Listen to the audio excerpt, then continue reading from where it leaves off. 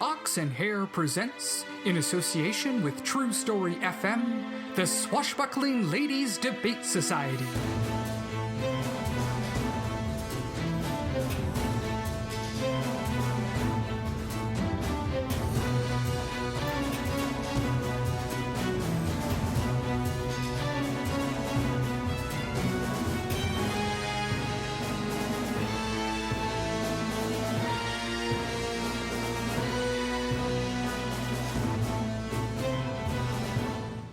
Hello, everybody. Thank you for joining us for Behind the Scenes with the Swashbuckling Ladies Debate Society. I have writer, creator, master of show, Kyle Olson here. And master of show, I like that. We have just wrapped up season 3. So maybe we'll talk a little bit about that. And then we have a few announcements for you, things that you can be looking forward to coming up. Now, season 3, I'll start by saying my favorite parts of season 3. Okay. I'm Kara Gallo. I play Goldie in the show. I'm not just some rando. My favorite parts, oddly enough, they both have to do with food. Okay. So, okay. First, also for anybody, spoilers. Go listen to season 3 before you listen to this. Oh, sure. Yeah, exactly. Yeah, we anyone who listening, we assume you learned season 3 or you don't care. Yes. So, but just want to put a spoiler warning out. Right. Now, I am very glad that Vicious Swa came back to the mix. He's probably one of my favorite quote-unquote villains of the whole entire series. He's so funny. And I wrote down a line that he says that the fact that he doesn't get along with Saffron very well. Yes. And he says when he's introduced to Zinnia and Goldie for the second time, he says, "Pleased to meet you both. I am now a swashbuckling lady." And they're like, no, you're not. What is happening? And he's so funny. I love him very much. I loved, like, in a moment of weakness, pastry-induced weakness, that Saffron was like, okay, fine, you can be like an honorary lady. Like, that happened off the screen. By the time he gets there, he's like, I'm a member of the team. Yeah. like, no, you're still evil. You're still trying to kill. No. Yeah, that was fun. I when I originally wrote that script, that's episode 5. Drop the Bouillabaisse, which Amy Shaw has said was her favorite episode title of the season. I originally had it he and Saffron because I wanted the bickering, but then I was like, oh wait, it's better if I have Vicious Swa Justin doing his ridiculous over-the-top French accent and Amy Shaw doing her perfect authentic French accent right next to each other, because it just shows the difference between the two. I'm like, oh no, I have to do it that way. So brilliant. Very good. I was happy to bring him back too, because there's a couple of them in Jay's quiver that he's ready for at any point. Like, he could, he's ready to go. Like, I can say, this is Hare Haig, and he's ready to go. There's other ones that he has to, like, practice and work on, and has to have key phrases. Like, he hated doing the Australian accent, but Vicious Swa is always there and ready to go. So I kind of like the fact that he's also not reformed. So there's, they've turned people, but Vicious Swa he's still pretty much a villain. Like, he's doing exactly what he wants to do. It just happens that their interests coalesce right now. So yeah. Yes, he is fabulous.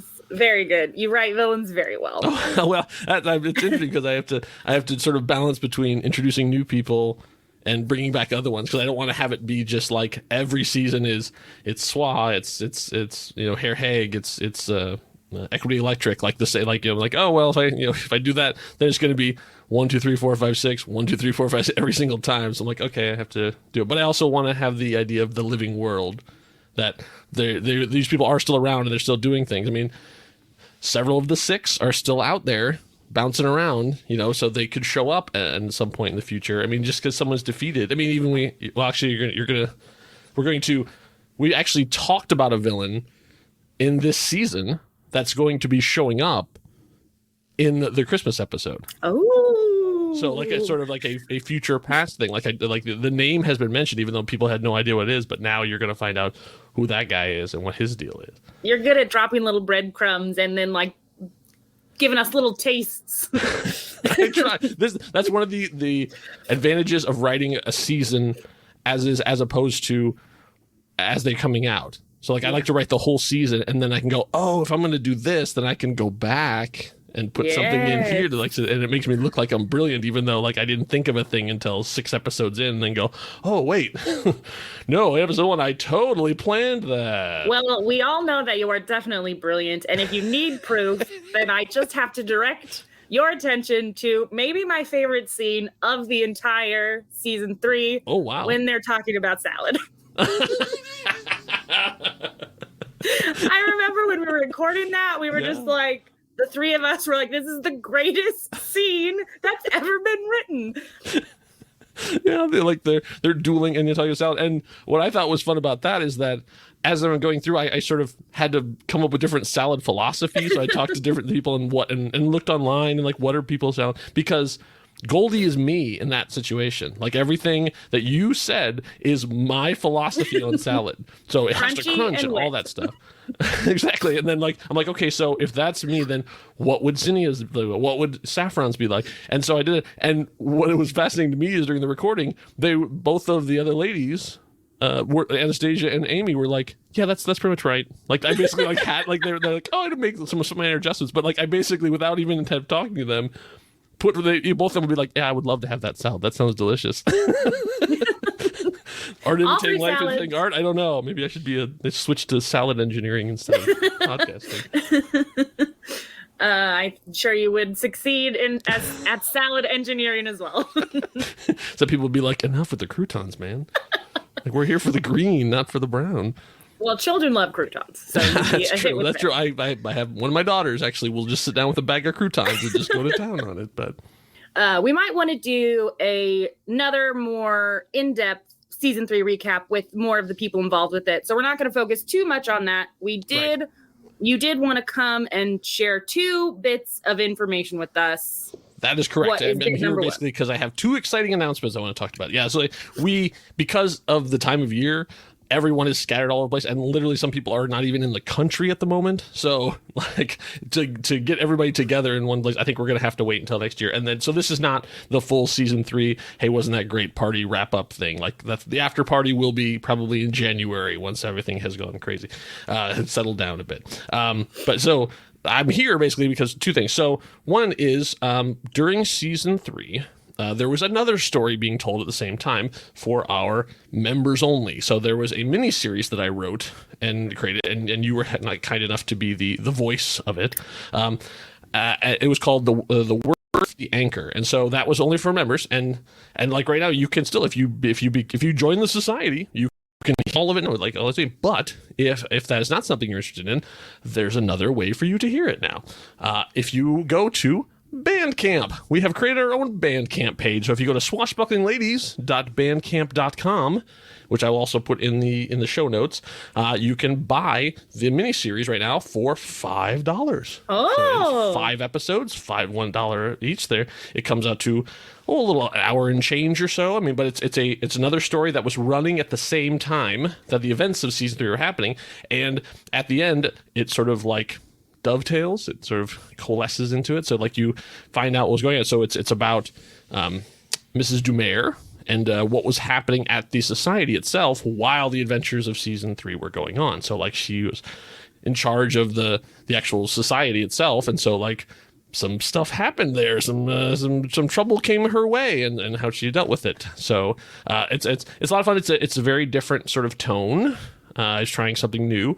It's fun. It's maybe a little bit darker, but also still fun and hopefully enjoyable. And you get to hear 2 actresses that we've used before, but has not had the chance to be in the spotlight, and they were both phenomenal. Amazing. So, yeah, and bringing in a guy that I had seen on stage here in Phoenix a lot, Angel Lopez.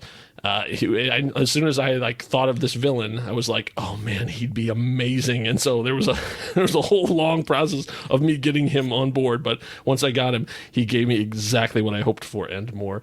He's a really, really good bad guy.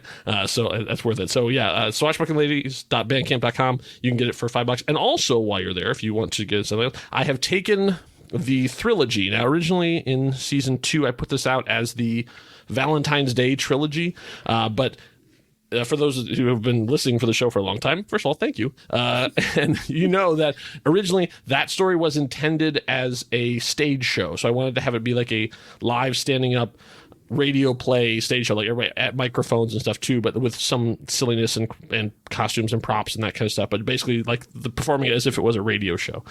But unfortunately COVID happened and it didn't happen, but I still liked the story. So I adapted it. Now I have sort of readapted it back into like what it would have been like if it had been on stage, and I've added in, an audience and applause and that kind of stuff. But not in every funny moment. I'm not that egotistical. You get the impression of you going into a theater and sitting down, and the orchestra plays, and then like you get to see a show. And I had put that out earlier on as one episode on this very feed. That is now for members only. If you want to, and I have also now. Additionally, I have gone back through and done some tweaking. So I haven't done basically I learned a lot between the start of season 2 and now, and I have applied those skills backwards to clean up the audio, to fix some mistakes, to do some tweaking and stuff too. So basically this is the best it's ever sounded. That is also there on Bandcamp. So I think that one's $3 because it's 3 episodes. So that if you're there to spend 5, you can 3. And if you're feeling generous, I have opened it so you can give more if you want. So if you think this is worth more than $5, you can do 5, 6, 7, 10, whatever you want to do. I mean, I'm not going to say anything. It is that time of year. So if you're spreading some love around, maybe send some our way. But for those of you who were not able to or not interested in becoming society members, this is another way that you can hear that story. That is really nice. Just like a one-time payment. Right, and it's yours. You own it forever. You can download it, put it on whatever player you want, or you can use it through the Bandcamp app. You can stream it from the site, whatever you want to do. I wish more podcasts did that. I think that's a really good idea. I wish I thought of it originally, but it was basically I'm looking at Night Vale and going, hey, those guys have some really good ideas, and so they put out their live episodes like that. And I thought, oh, this would be a fun way to sort of share it around for people who are not into the membership thing, but would still like to hear the story. That is the number one thing. So swashbucklingladies.bandcamp.com, check it out.